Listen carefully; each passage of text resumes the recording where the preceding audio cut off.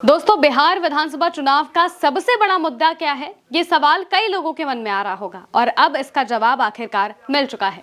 बिहार विधानसभा चुनाव का सबसे बड़ा मुद्दा बेरोजगारी है और ये अटकलें सबने लगाई ही होंगी कि बेरोजगारी सबसे बड़ा मुद्दा होना भी चाहिए, क्योंकि बिहार से जितना ज्यादा पलायन होता है उतना किसी और राज्य से नहीं होता। बिहार के ही लोग देश के अलग अलग कोनों में जाते हैं, कई जगह पर उन्हें प्रताड़ना का भी सामना करना पड़ जाता है क्योंकि उनके अपने राज्य में उन्हें उस तरीके की नौकरी नहीं मिल पाती है और इस वजह से उन्हें दूसरे राज्यों में जाकर मजदूरी और बाकी सारे काम करने पड़ जाते हैं।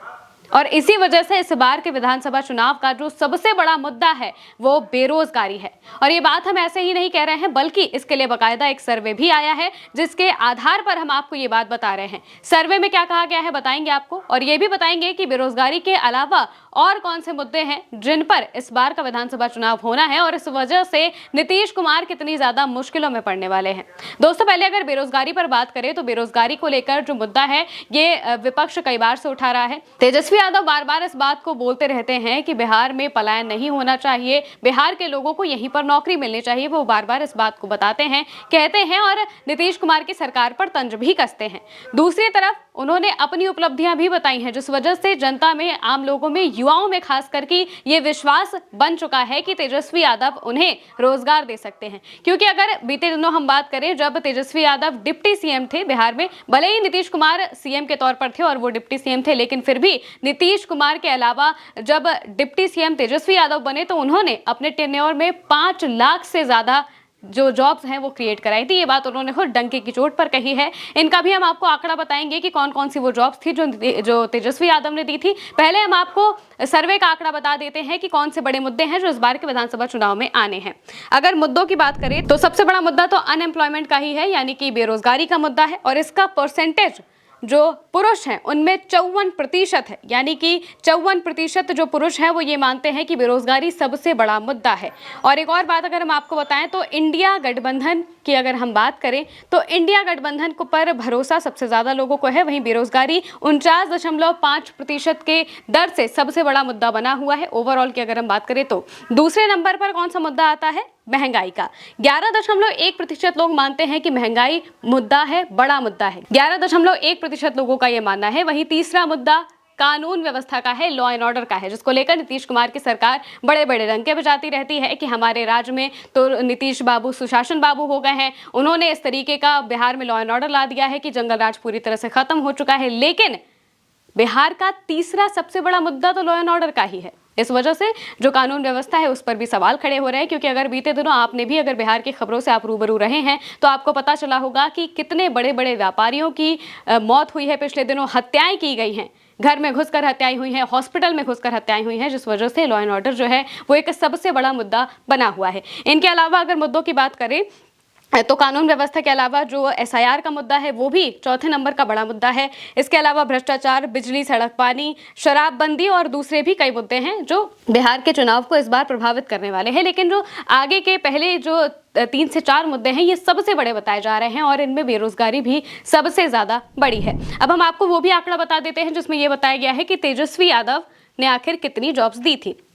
दरअसल इसको लेकर जो आधिकारिक आंकड़ा है ऐसा तो कुछ नहीं है, लेकिन तेजस्वी यादव का जो क्लेम है और मल्टीपल सोर्सेज से जो खबरें सामने आई हैं, जो जानकारियां सामने आई हैं, उनके मुताबिक अगर हम बात करें तो तेजस्वी यादव ने कहा था कि उन्होंने अपने टेन्योर में 17 महीने जब वो डिप्टी सीएम रहे हैं तब उन्होंने 5 लाख के आसपास जॉब जो है वो बिहार के लोगों को दी थी। इनमें कौन कौन सी जॉब थी वो भी उन्होंने बताई है। इनमें अगर हम बात करें तो पुलिस पोजीशन में 70,000 जॉब्स, 1,75,000 जॉब्स टीचर की दी गई थी, 1,40,000 से 1,50,000 जॉब जो है वो पब्लिक हेल्थ सेक्टर में मिली थी। अब इनके अलावा भी अगर बात करें तो 4,50,000 कॉन्ट्रैक्ट टीचर्स को स्टेट एम्प्लॉय का दर्जा भी दिया गया था। ये सब कुछ तेजस्वी यादव के टेन्योर में हुआ था जब वो डिप्टी सीएम रहे थे। इस वजह से भी जो युवा हैं उनका भरोसा तेजस्वी यादव पर सबसे ज्यादा बना हुआ है। क्योंकि अगर बात करें, तेजस्वी यादव इस बात को बार बार बोलते भी हैं कि वो डंके की चोट पर इस बात को बताते हैं कि हमने अपने टेन्योर में सबसे ज्यादा जॉब्स दी हैं। और अगर आप बिहार में किसी को जानते होंगे, अगर आप उनसे बात भी करेंगे, जैसे कि हमने भी बहुत सारे लोगों से बात की, तो हमें यही पता चला कि तेजस्वी यादव ने सच में अपने टेन्योर में सबसे ज्यादा नौकरियां दी थी। यहां तक कि यूपी से भी कई लोग वहां पर जाकर नौकरी कर रहे थे। अब अगर इस मुद्दे की बात करें तो सबसे बड़े जो 4 मुद्दे हैं इनमें बेरोजगारी है, कानून व्यवस्था है और भी बाकी जो मुद्दे हैं महंगाई का और चौथा भी जो बड़ा मुद्दा है SIR का, ये 4 मुद्दे ऐसे हैं जिनकी वजह से ये पूरा का पूरा चुनाव प्रभावित होने वाला है। अनएम्प्लॉयमेंट बिहार में सबसे बड़ा मुद्दा इसलिए भी है क्योंकि अगर देखा जाए तो पूरे देश में अलग अलग जगहों पर जो लोग हैं, जो बिहार के लोग हैं, उनको कई सारी प्रताड़ना का सामना करना पड़ रहा है। अगर आप देखेंगे तो महाराष्ट्र में जिस तरीके से बिहार से गए या फिर यूपी से गए लोगों के साथ व्यवहार हो रहा है भाषा के नाम पर, इसके अलावा जो कन्नड़ा में व्यवहार होता है, इस वजह से भी बिहार के लोगों के मन में काफ़ी ज़्यादा जो है एक जो राष्ट्रीयता का भाव है, एक उनके राज्य के प्रति जो प्रेम का भाव है, वो भी आगे निकल कर आता है, जिस वजह से वो कहते हैं कि हमें अगर अपने ही राज्य में जॉब मिल जाएगी अच्छी खासी, तो हमें कहीं और जाकर इस तरीके की चीज़ों को नहीं झेलना पड़ेगा, इस तरीके के उनके साथ जो गलत व्यवहार होता है उसे नहीं झेलना पड़ेगा। इस वजह से ही अनएम्प्लॉयमेंट सबसे ज़्यादा बड़ा मुद्दा बना हुआ है बिहार में, और इस बार का ये मुद्दा नीतीश कुमार की कुर्सी हिलाने में भी अच्छा खासा कायम साबित हो सकता है।